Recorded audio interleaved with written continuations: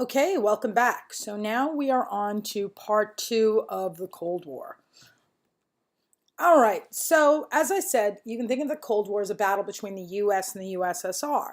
And just like we saw in World War I, just like we saw in World War II, the Cold War will also have alliances. The first alliance that gets created is NATO. And that name comes from the North Atlantic Treaty Organization because all of the countries that are in NATO are in the Northern Hemisphere. And they all basically touch the Atlantic Ocean. So you have the United States, you have Canada, and you have the countries of Western Europe. Many countries of Western Europe, not all of them, but and the idea is that if any of these nations are under attack, every other nation in NATO will back them up. Now, after that alliance is created, naturally the USSR is going to respond, and it will create the Warsaw Pact. The Warsaw Pact includes the USSR as well as its satellite nations in Eastern Europe, and it's formed in response to NATO. Now, as you may realize, having been in, if you've ever had one of those friends who gets into a fight with another one of your mutual friends, and they make it very difficult for you, oh, you're either on her side or on my side, and I can't be friends with you if you're still going to be friends with her, and la la la. Some people are all about that kind of drama. Anyway, then you may understand what it was like to live in the world during this era. The two superpowers kind of wanted the world to take sides, and many countries did. However, there were some countries that specifically chose to stay neutral, that said they did not want to take sides in the Cold War. The name for these countries is non-aligned. So if you're a non-aligned country, you did not get involved. You did not take sides in this. Generally speaking, this is actually where the terms first world country, second world country, third world country come from. First world countries were in NATO. Second world countries were with the Soviet Union. Third world countries were non-aligned. Today, calling a country a third world country, it's actually, people don't like using it because it has like a negative connotation, but the idea is those were the poor countries. A lot of countries didn't take sides because they just didn't have the cash for it.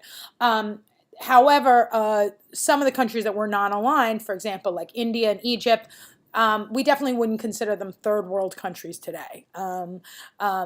We wouldn't consider, and like I said, we don't even use the term third world too much anymore. We call them like non-industrialized countries or developing countries. Usually talk about that. That's the more proper PC term for it. All right, so again, you're either in NATO, you're in the Warsaw Pact, or you are a non-aligned country. And like I said, the two most important non-aligned countries that you must know of are generally India and Egypt are the big ones.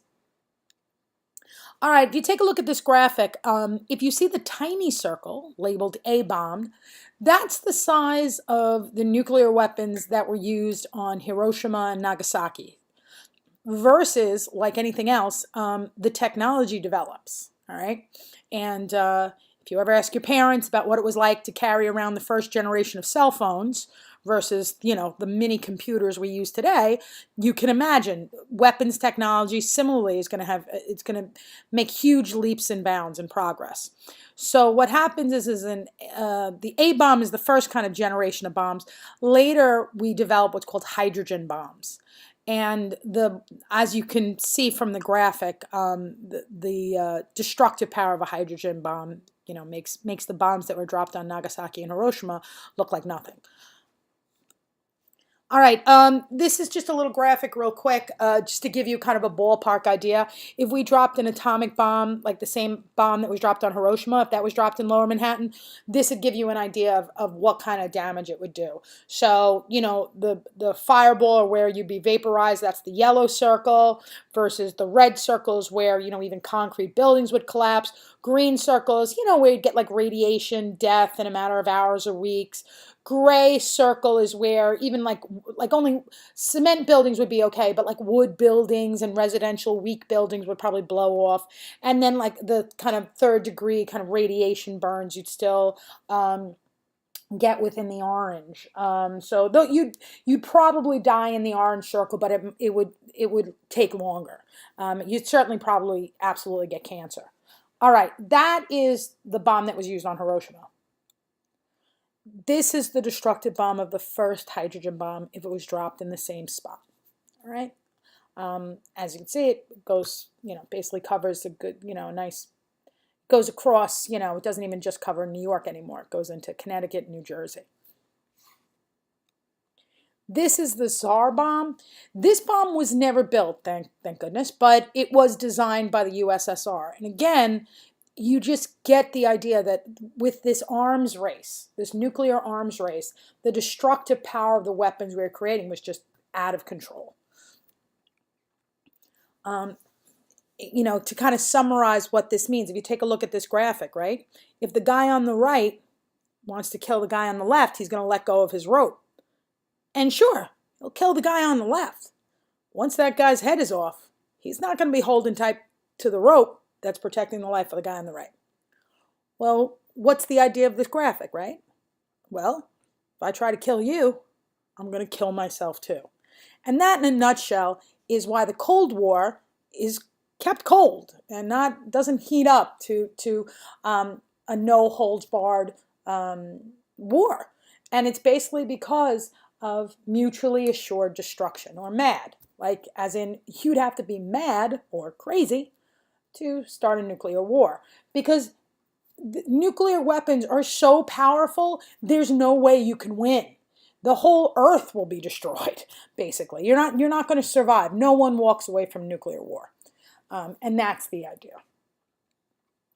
All right, so what happens is even though we can't have a full-on, drag-out fight between U.S. and USSR, a big battle over communism, we can, instead we have what we often refer to as proxy wars. That means even though the U.S. and the USSR aren't fighting, there is smaller scale wars, this kind of battle between communist and non-communist forces that a lot of the powerful countries like the U.S. and the USSR sometimes get involved in.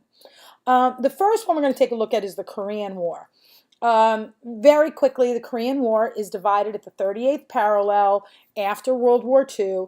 The North is communist, the South is not. What happens is that the North Vietnamese invade the South Vietnamese, and naturally, as we know, if you remember from at the end of World War II, there was an organization known as the United Nations that was created, and the idea of that organization was that it would prevent war. So naturally, the South Vietnamese go to the UN, they say, help, we've been attacked, we need you to keep the peace, protect us. And so what happens is a UN force is sent into Korea, but this force majority of the force is U.S. troops. But nonetheless, it's a UN force, it's a multinational force, goes in. And what happens is once the U.S. or UN forces are involved, the South Koreans start winning. And they really push not just past the 38th parallel, they actually push so far up, they're basically approaching China's border. And what we're going to discuss in the next video is the Chinese Communist Revolution. By the time of the Korean War, China had become a communist nation. So naturally, China is not too thrilled about all of these Western powers, non-communist powers, with their weapons at their borders, their warships in the ocean, and China is not going to want a non-communist country on its border. Korea is a peninsula of China. So China decides that it has an interest in the war, and so China gets involved, and China sends troops into Korea. So at this point, it's U.S. versus China. Long story short, once you study U.S. history, you're gonna hear about the showdown between President Truman and General MacArthur. Long story short, General MacArthur urges Truman to use a nuclear bomb on China. And Truman is like, are you out of your freaking mind, dude? You're going to what are you, crazy? I'm not going nukes on them. And Truman is like, listen, we're going limited war. We do not want to use nuclear bombs. And basically fires MacArthur. He fires MacArthur, and they maintain a limited war. They keep it conventional weapons only. And because of that, the U.S. walks away, and the Korean War is settled. There is basically, the border is set at the 38th parallel. So basically, the ceasefire is signed. There's basically no change. The war accomplished very little except for killing lots of people. And today, of course, it is still two countries, North and South Korea. And what does that lead to? Naturally, unequal development. North Korea, which is led by Kim Jong-un, is infamous for being just an impoverished country where the people are very, very poor, very little economic development, as you can see from the chart. South Korea is the home of K-pop, Kia cars. I mean, their economy is just booming like crazy. If you've been watching the news, you do know that even though North Korea is poor, it has found the cash to develop some nuclear weapons, which has gotten the world's attention and is obviously no one's attention more so than South Korea, which doesn't want to die. So there have been meetings with North and South Korea, basically to kind of work through, and they're trying to, improve their relations and things like that. So we'll see how that, stay tuned in the newspapers for that and see how that relationship develops. All right, the next kind of proxy war we're going to take a look at is the Vietnam War. Now, the Vietnam War is a little different than the Korean War in that in this case, it is not a UN force that's going to go into Vietnam. What happens is Vietnam starts off, it used to be known as French Indochina. It was a colony of the French. And this colony is similarly split between North, which is communist, and South, which is not.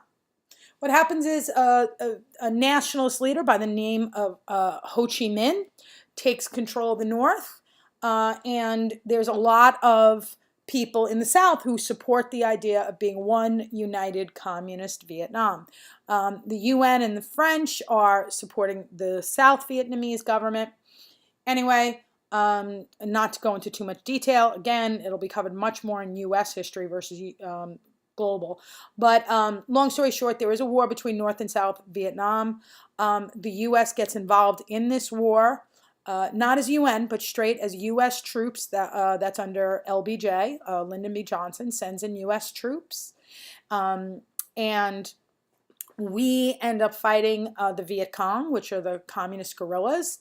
Long story short, the war goes on for a really, really long time, takes a lot of lives. As part of this war, what happens is the North Vietnamese want to pass supplies to the South Vietnamese. And naturally, if they had crossed through the country, they would have been caught. So the idea was, if you can look at the map on the left, the North Vietnamese would pass supplies through Laos and Cambodia to get them to South Vietnam. The U.S., in an effort to cut off those supply lines, ends up bombing Laos and Cambodia. It's kind of illegal bombing. Anyway, just FYI, because that's going to help us understand what's going on in Cambodia next. Anyway, so one of the things I should mention too is, as I said, in Korea, we got involved in Korea because the South Koreans had applied to the UN for assistance. Vietnam is different. The U.S. is directly involving itself in this battle between the North and South Vietnamese. So the question is, well, what do we care what goes on in Vietnam? And a part of the reason we get involved is something known as the domino theory.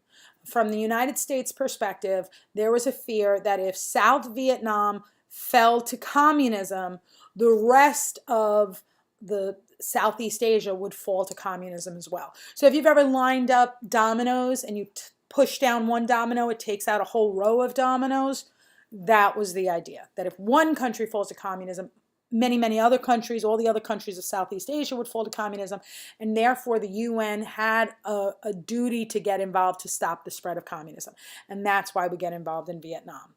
All right, so again, as you can see, it's a brutal war. I said there's many bombings, many people are killed. Very unpopular war in the U.S. Long story short, we pull out of Vietnam, and shortly after, after we pull out, Saigon falls to the communists, and Vietnam is a united country under communist government. But today, though, if you can look, and there's many products that are sold here in the U.S. that are made in Vietnam, so they still have a little bit of market economy there, and we do trade with them and things like that. So, but yes, we did lose the Vietnam War. All right, so as I was saying earlier, part of what happened in Vietnam, by fighting in Vietnam, the U.S. ends up bombing Laos and Cambodia. what happens is the bombing of Cambodia has an, oh God, this is like, you know, I'm seriously underplaying this, but one of the unfortunate side effects of that, to put it very mildly, and just abusively so. So my apologies to any Cambodians listening to this. What's really terrible is that this bombing leads to it. It basically it the government of Cambodia falls, and instead is replaced with the Khmer Rouge. The Khmer Rouge is a communist government under the leadership of Pol Pot, who is, okay, granted, this is my opinion, but I think he's nuttier than, you know, a fruitcake. The guy was literally, in my opinion, which is not scientific, it's not like I've ever met the guy, but he seems pretty nuts. He had this very radical view of communism. His idea was he was going to change Cambodia into a completely rural society. So his idea is the true communists are the people who live out in the country, that city people are evil and bad, and they and society must be cleansed. So literally he would like empty out the cities. He forced the people of the cities like Phnom Penh, the capital city of Cambodia. They were forced to go out to the country. They were forced to work. They were starved. They were beaten. They were abused.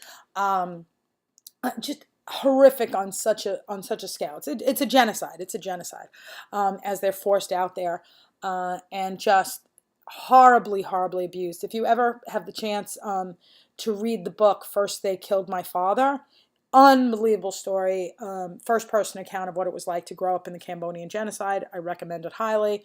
I mean, it's a disturbing book. It's going to stick with you, but it's really well read. Well written, really interesting book.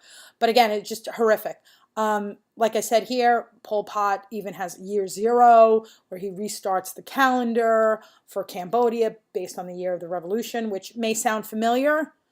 Do you know why it sounds familiar? Okay, if you don't, that's because if you remember during the French Revolution, Robespierre did the same thing, that he restarted the calendar there. Anyway, so in addition, as I said, more than 1 million people are killed, 25% of the population. Tuol Sleng prison was a prison camp. I'm not going to go into detail here because it's not on the Regents, but if you have a chance to do some research on your own, to just look it up on the internet, be warned, it's horrific. Basically, if you were identified as an enemy of the Khmer Rouge, they had these prison camps set up. This was one that was a former school that was just set up to just torture people just in such horrific ways. I don't even want to go into it. But and yeah, only 3 people were convicted of crimes against humanity. So this is very different than, you know, remember when the Nazis were convicted of war crimes after the Holocaust. Yeah, you don't see the same thing happening in Cambodia. Unfortunately, because many of the people who are involved in the Khmer Rouge are currently with the Cambodian government. Anyway, all right, let's keep moving on. These are some pictures of the kind of things that went on. You can see all the photographs once you came in. There's a photograph taken in Tuol Sleng prison that as soon as you walked in, they would photograph you. The pictures on the right were made by one of the people who was in prison there, and he was tortured. These are some of the ways they would torture him. They would murder and mutilate the babies. The picture on the bottom left is a child soldier. Very, very common during this era, that the children of Cambodia were forced to fight in this revolution. All right, so let's move on to Cuba. All right, so in addition to, as I said in our next PowerPoint, we're going to take, next video rather, I'm going to talk about the changeover of China to a communist government. But right now we're going to look at Cuba. If you're not aware, Cuba is located just off the coast of the United States, very close to Florida. And we had a very strong relationship. U.S. had a very strong relationship with Cuba for quite some time. Excuse me. We supported the Batista regime, which was the government before Fidel Castro's revolution. Again, like all communist governments, you know, if you remember from Lenin, right? Peace, land, and bread. I think all of them. I mean, generally the trend is that one of the big things communists always promise is this idea of land reform, that they will take land from the landowners and distribute it among the peasants. And so naturally, that's one of the things that Castro promises, and it's one of the ways he builds support among the poor of Cuba. And he works again with Che Guevara to take over Cuba. All right, and this I add because one of my good friends is Cuban, and she always gets mad at idiots who wear these T-shirts with Che Guevara's face and have no clue who he is. Yes, he was a brutal communist leader, and you know what? If you would like to identify as a communist and you believe in Che Guevara's ideas, buy the T-shirt, knock yourself out. But don't wear the T-shirt if you have no clue what the hell you're doing. You know, do a little research. You look like an idiot. All right. Oh, Cuban Missile Crisis. All right. So after Cuba falls to communism, after it becomes a communist country, the USSR approaches Cuba and asks for Cuba to be the site of some missile silos, that the USSR is going to put missile silos in Cuba. And this is going to be great for the USSR because naturally these missile silos are located just off the coast of the United States. So again, if you remember when we were talking about MAD, mutually assured destruction, this idea that you can just have immediate retaliation, one of the issues here is when you put the missiles there, it gives the United States less time to respond. So naturally, there is this, John F. Kennedy is our president at the time. So long story short, we are, a hair's breadth from war. It really looked like this was going to be World War III. It becomes a huge standoff. Once our satellites pick up the fact that these missile silos are being built, that they're going to put nuclear missiles on the island, JFK and Khrushchev, who is the leader of the USSR, have this standoff. We demand that the missiles be removed. We blockade Cuba to prevent the missiles from getting to the island. It looks really bad, but then we're able to get a resolution. We're able to find a compromise. The USSR agrees to remove its nuclear missiles from Cuba, and in exchange, the United States, which had missile sites in Turkey, which if you look at a map, Turkey's pretty close to Moscow as well, we agreed to remove our missiles from Turkey.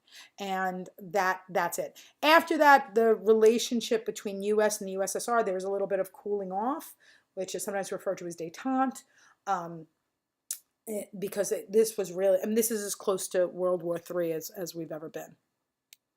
All right, with that, I'm going to stop. The next video is going to look at Mao Zedong and the Chinese Communist Revolution.